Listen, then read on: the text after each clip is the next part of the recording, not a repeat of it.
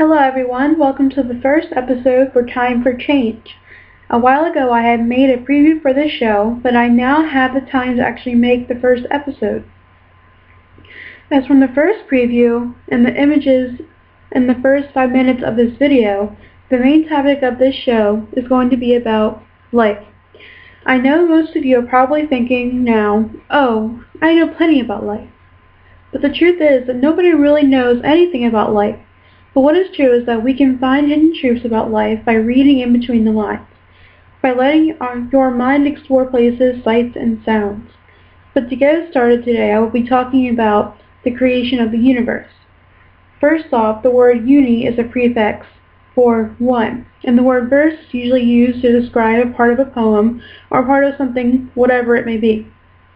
When we think of the universe with modern-day thoughts, most people think of the Big Bang Theory, where gas molecules collided with an explosion. This thought is only just a theory. It has gone past the hypothesis, which is only an educated guess. Before I get into modern-day thoughts of society, I must start off with the bare basics, the creation story.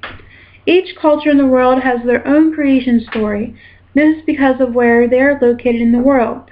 Location always causes certain practices and traditions. Before there was the thought of there being only one God, which is monotheism, there was polytheism, where there were multiple gods for different purposes. This is where the word mythology comes into play, which means one belonging to particular religious or cultural traditions. There are many creation stories with the use of polytheism. Most people are mostly familiar with the Greek mythology, where the people that thought the gods came from the cosmic egg, or Norse mythology, where the worlds of fire and ice collided. But here is an example of how location depends on thought patterns. The Hopi Indian creation myth and the Chinese creation myth of Nugua are very similar, mostly related by the fact that humans are made out of clay in both stories, and were meant to know everything about the world. The Hopi Indians were located in the southwest region, mostly inhabiting the Grand Canyon. The fact that the Hopi used the same thought process of men and women being made out of clay, like Western world, seems to prove there was migration involved during a time where the continents were closely connected enough for traveling to a better area. They had become used to their location that only the setting for their stories had changed. It is a strange thought that nobody honestly really knows what caused the universe. Sometimes I don't really even want to call it the universe. We know about the other planets around us, and maybe even other planets in other places. I think my top main messages in this video are to believe what your soul tells you what to believe, and to listen to the ancients.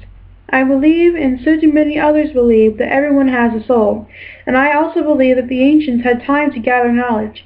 Although a lot of technology isn't as advanced as it is today, a lot of things that we have now would not be here.